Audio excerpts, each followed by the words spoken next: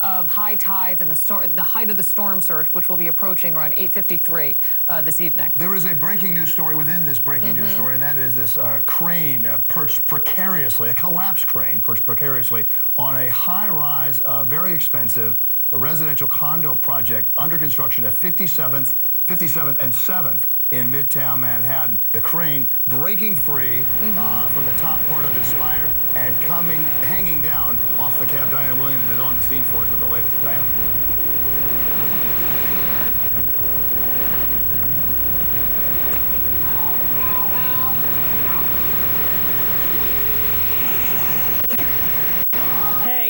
Bill, sorry, we're getting some really heavy-duty wind gusts, Liz. We're just heavy-duty wind gusts out here, and we've got sirens going off as well in the background. I know you were mentioning about this crane still dangling. I want Hector to give you a live shot here so you can see it's still up there. It is still dangling up there. We've been out in Road Cam 7, and we've driven all around this area. And, you know, we were here earlier when this partial collapse initially happened. I can tell you that right now they have a huge number of roads closed off in this area. They've expanded the area all around the crane so that it's 3 blocks in one direction, at least 4 blocks in another direction right now that are completely shut off to traffic and are surrounded literally by emergency vehicles and barricades at this point. Evacuations are underway. They're pulling out a lot of people who are in some of these apartment buildings, which I can only imagine must be hundreds of people in these buildings here.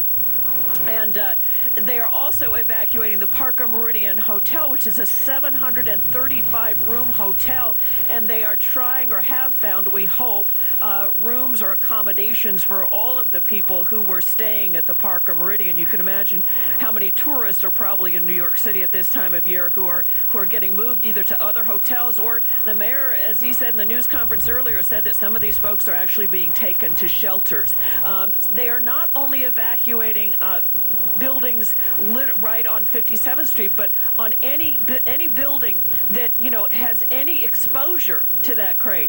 Those are the buildings that they are evacuating out here. So again, they have cordoned off a huge area now around this dangling crane. There are lights in the building, 157, this huge high-rise building that is under construction right now. There are lights inside, but we've certainly seen no activity inside the building at this point. But wind really picking up out here. It's getting very gusty, and still a few people out on the streets, but far fewer at this point. Reporting from Midtown, I'm Diana Williams, Channel 7 Eyewitness News. Bill and Liz, back to you. Okay. All right, Diana, we'll get back to you. There's a 4-alarm. We'll get back to you. There's a fourth alarm. This fire department has gone to a 4th alarm on response to that. Yeah, and we have heard that some inspectors were able to climb up to get a closer look at, climbing up 75 stories to get a closer look to that. In these conditions, inside, so. It will be remarkable to see if that crane can hang on through the brunt of this storm. We're going to head back out to New Jersey and Jen Maxfield. She is in Lodi. Jen. That's right, Liz. Here we are on Main Street in Lodi between Avenues B and C, and you can see the scene here. This tree really just snapped like a toothpick, in fact, and the tree fell over on Main Street here. You can see it also fell on some wires, though I believe those must be phone or cable wires, because we do know that the people who live here along Main Street do thankfully still have power at this time. Now, this section of Lodi right along the Passaic River, we're oftentimes here for flooding. There is not a flooding situation here right now, but of course, Main Street shut down because of this downed tree. And I'll tell you, we have been getting some powerful bands, wind and rain here in Lodi. We've also, for the last couple hours, going to show you some video. We have been driving around Bergen County and seeing this scene played out in other areas. In fact, we were in where the Hastings family had a tree fall on their house roof. They're hoping the rain will stay out tonight. And then in Oradell, the scene of another downed tree, and residents are just trying to cope and stay inside and be safe. Listen to what they have to say.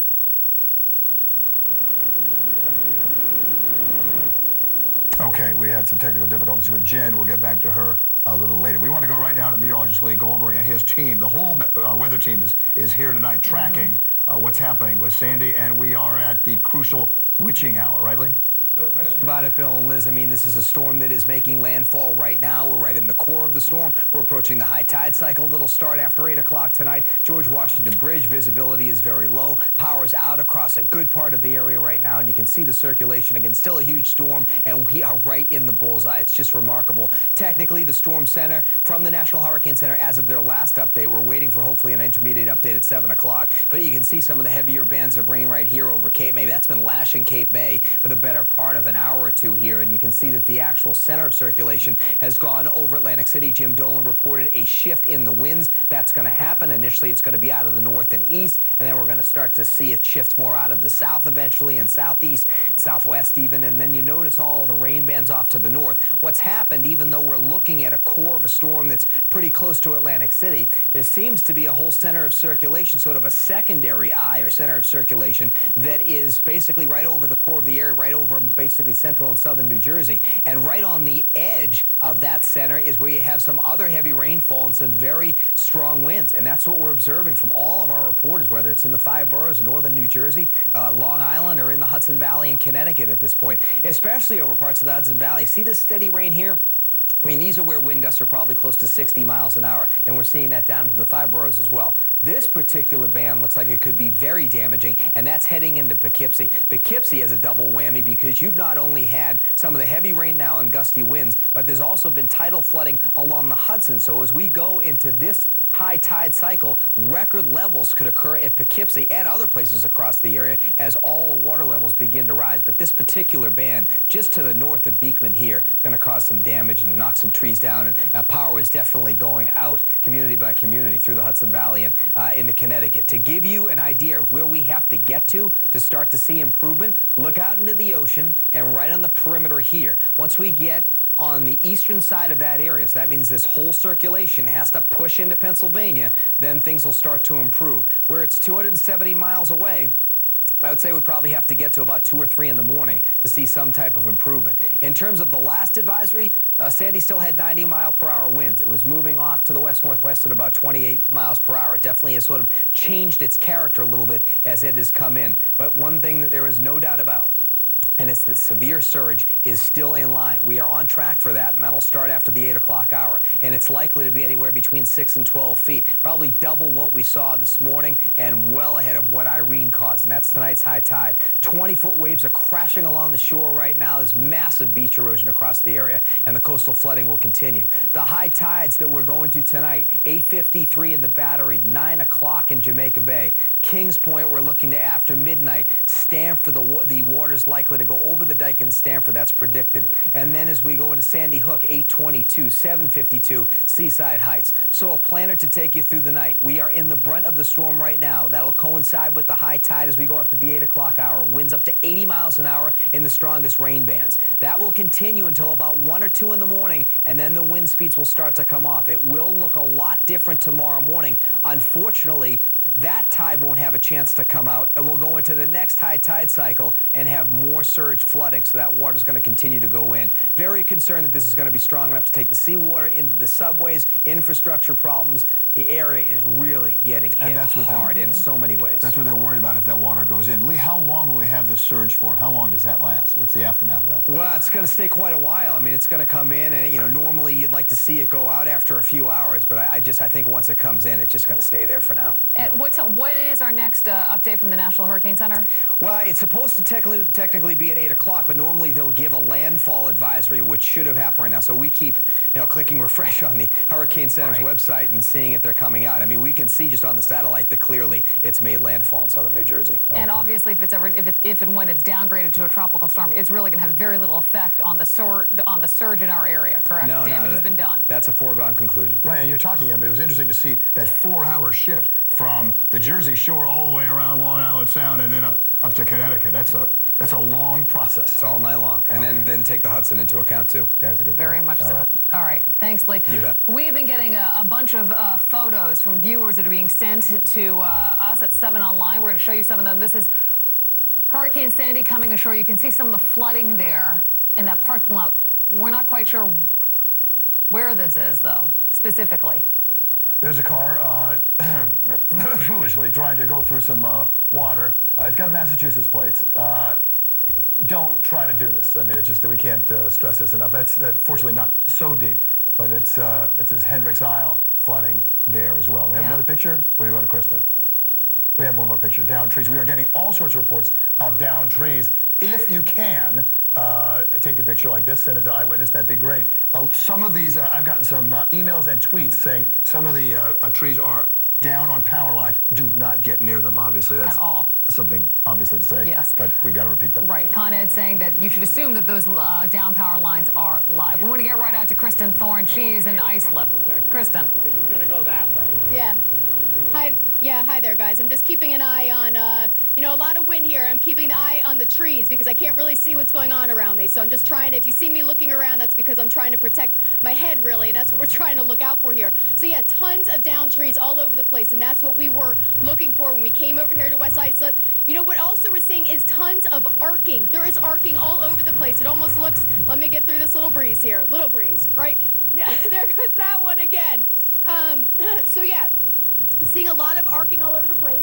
We want to tell you that there's 500,000 power outages right now on Long Island. That is incredible. I mean, we've looked at New Jersey, we've looked at Westchester. Long Island by far has gotten so hard hit. We are in a neighborhood right now that is without power. I've seen people with their flashlights going through their homes. Good, we're seeing people with flashlights, not candles. We don't want to do candles. Those just create more problems. But once again, you can see the wind. It is intense. Not much rain left anymore, but a lot of wind. And that arcing, we took some video of that arcing. We are cutting it back in the city as we speak, and we're going to bring that to you. It is incredible. It just lights up the whole sky, and we're seeing it all over the place. It almost looks like lightning, but we know it's not lightning. But you'll just see it pop up randomly all over in the sky.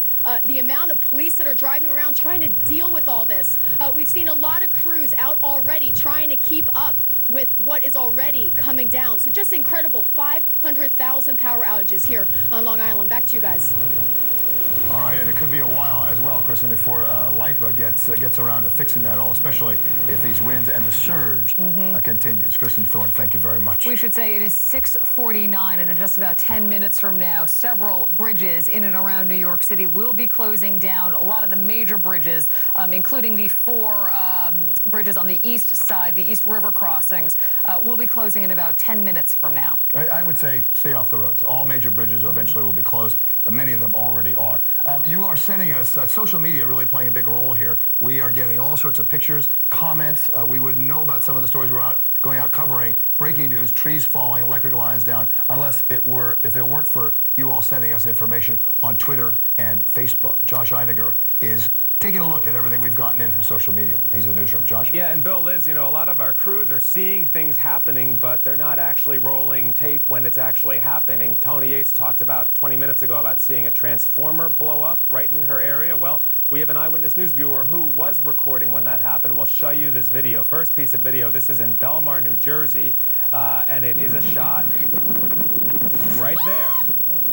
Pretty startling to them, and that, you know, doesn't necessarily mean something was happening at that spot, and that's part of the issue with this power grid, where a tree could be hitting a power line, you know, 5 miles away, and it pulls the power lines in every which way, and it causes that, and then power goes out, and hundreds of thousands, if not millions of people in the area right now in the dark. We can move on to City Island in the Bronx, another part of Zone A. Nobody was supposed to be there to take this picture, but somebody was and sent it in to us, this video, and you can see right there from the bay, you know, just pouring into the Bowen Street condos there. And then on the other side of the bay there, right under the Whitestone Bridge in Bayside, Queens at Fort Totten, we can show you the next piece of video. And what you're going to see here, I believe, if we can show you the next piece of video, is water crashing right over that retaining wall under what I believe is the Throgs Neck Bridge. And you can see that emergency vehicle, which is parked a little bit too close for comfort there, you'd have to say. And hopefully he backed up. We could also show you, to take you into Hoboken, across the river into Hoboken, the Maxwell Place Pier as the Hudson. This is just a couple of hours ago. Obviously, the storm surge a lot higher still right now. We have some still pictures that we can show you. The first one in Fire Island off Long Island, Suffolk County's South Shore. Now, Fire Island is accessible only by a very small strip of sand which floods in a minor storm, and by ferry. It's always, and was this time, one of the first things to be evacuated. People, of course, stayed behind. Late this afternoon, Suffolk County Police went and rescued 14 people who had not yet evacuated and actually lost a police truck in the process. Several people still stayed behind. That was Fire Island. You're looking now at Long Beach Island in New Jersey, where people were using a boat to get around. And then this is also Long Beach Island in Beach Haven. Of course, this before the storm came across. And right here, a shot tweeted out by the Port Authority. You're looking there at LaGuardia Airport a few hours ago. That's some of the taxiways at LaGuardia Airport already flooding. This is a few hours ago at low tide before the storm surge. I saw several airlines, Delta Airlines, I saw a tweet that they were hoping to resume some service tomorrow afternoon. Well, they may want to do that, but they're not going to be resuming any service if the runways and taxiways look like that at LaGuardia. So, and that was before the storm surge reached its potential, which hasn't even happened yet, and before high tide. So we'll have to wait and see what happens to the airports, especially in the next couple of hours. Bill, Liz? The airports insist that they're open. Of course, no planes are flying. Well, the airport's open, right? Yeah. But the airlines have to be willing to fly in there. Exactly. You know. Some 14,000 flights canceled. There's a yin and yang there that doesn't match. The airports are open, but no planes are flying. Thanks, Josh. All right, Josh, thanks. We are going to check back in with Kimberly Richardson. She's down at the South Street Seaport. We're going to talk to her on the phone, though, because we had to move our live truck because of some of the flooding and some of the water that was coming over the banks there. Kimberly, can you hear us? I can hear you, Liz. Can you hear me? Mm-hmm. This is exactly what they didn't want to happen. They did not want that water to come in and eventually, hopefully not, go into the subways. Kim, can you South hear us? Street. Yeah, can you hear me? Mm-hmm. Are you there? Mm-hmm. Okay. All morning you've seen us. We've been on South Street, just right near Wall Street. The last live shot you saw me, we showed you how the water, for the first time today, the East River was coming over the seawall and closed in on us. We moved across the street to the other side underneath the FDR, thought we were okay there. In 20 minutes' time, the water was coming from both ends of South Street, and the river was coming up through the storm drains. We had to move again. Now we're on Front Street at the corner of Gouverneur Lane, and I am watching cars that probably in the next half hour will be underwater. The folks over at Engine 4, Ladder 15, they sandbagged. We showed them you earlier. They're right there at the water's edge. They have also pulled out and moved a couple of blocks in. The water is, South Street right now is underwater. We could not stay there. We are hearing some explosions right now, guys. Hold on 1 second. Okay, I'm saying it. I'm not getting out of the live truck. We think it must be transformer. I think we're losing power down here now. We're inside the live truck, so we're safe, but we are hearing transformers now explode around us. I can't get out to see. We're going to ask our desk to look into that, our assignment desk. This is one of the things that Con Edison officials had feared was somehow the water getting into those transformers. Well, it is happening right now. I didn't know what the sound was. They were loud booms, and of course they're echoing down here. How many did you hear, Kim?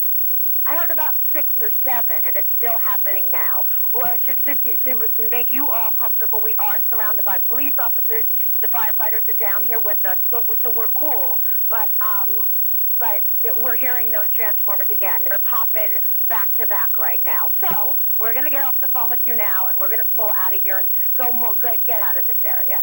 Okay, that's a good idea. Let me just ask, if anyone has power in Lower Manhattan and are watching us right now, or if you don't have power and you're watching us on your laptop or your iPhone or any kind of tablet, email us and let us know whether you've lost power or not, or what those explosions were, if you saw anything happen. Give them to my email, bill.s.ritter@abc.com, and we'll pass that right along. Or send them pictures. And they'll also, besides the sounds we're hearing of those transformers, we can actually smell it. You can smell something burning in the air here. Bill, are you going to inch forward a little?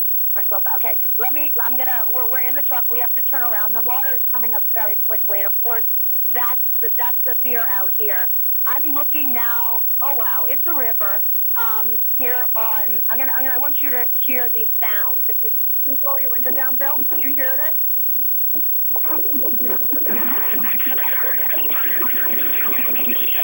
You do. That is the water, not explosions, right? Oh, you're hearing no, those big pops? Yes. Those are explosions. Wow. Okay. So we're pulling out of here. and we'll get back in touch with you. Okay. As soon as possible, Kim. We're going to keep posted on this, of course, and our assignment desk will look into it and have our assignment. Yes, wait, no, but one more. Listen to this. All right, Kimberly, we're going to let you go. We're going to let you try to work this in and get some more information about it. We have our desk also working on this, but clearly if these are transformers explosions that we are hearing, one of the worst case scenarios that Con Ed was hoping to avoid. We want to avoid power. They wanted to avoid power being lost to thousands and thousands of people in lower Manhattan, but it might be happening. Again, send us your emails or any kind of communication to our website, 7online.com. We're going to take a quick break, reset, and when we come back, we'll have continuous coverage of the entrance of Hurricane Sandy to the tri-state area, making sure tonight in New Jersey. Stay with Channel 7 Eyewitness News for continuing coverage of Sandy. On air, on your computer at 7 Online, and on the WABC iPhone and iPad apps. Plus, send your pictures of the storm to @WeatherABC7. My Louis bedroom is fashioned from solid hardwood and mahogany veneers. Stylish and substantial. At $9.99, it's my best-selling queen bedroom ever. Maybe you don't need the chest. No problem. Only $7.99. Only $7.99 for the first time ever. Need a mattress set? Add my Value-Pedic. A very substantial mattress set. All of it, only $9.99. For quality, choice, and value, Bob can't be beat.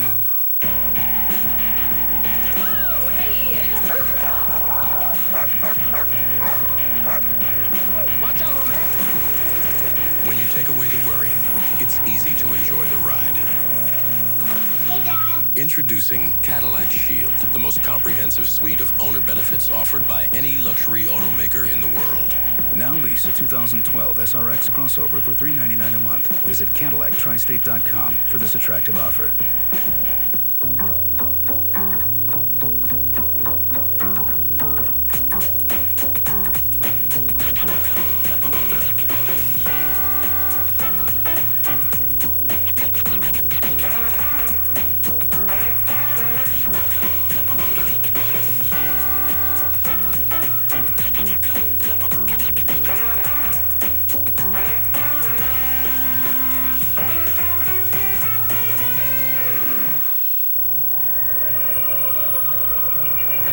The first look is only the beginning.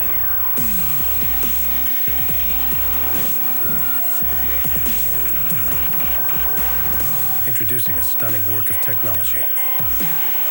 Introducing the entirely new Lexus ES and the first ever ES Hybrid.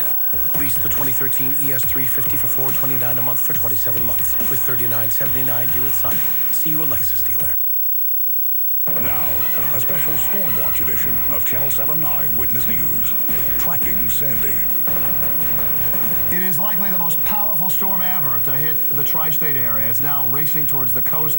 It has made land in New Jersey. Hurricane Sandy pounding in this picture of the far Rockaways in Queens. And the blistering winds leaving a crane hanging precariously from a building under construction near Central Park. That crane, now a serious concern for emergency responders. And the hurricane heading straight for New Jersey and already causing some major damage there. A massive storm surge swallowing up parts of the shoreline and seaside heights. People left in Atlantic City so far feeling the brunt of the hurricane's wrath, and the worst, well, it is not over yet. And Eyewitness News coverage of Hurricane Sandy continues now. Hello once again to you.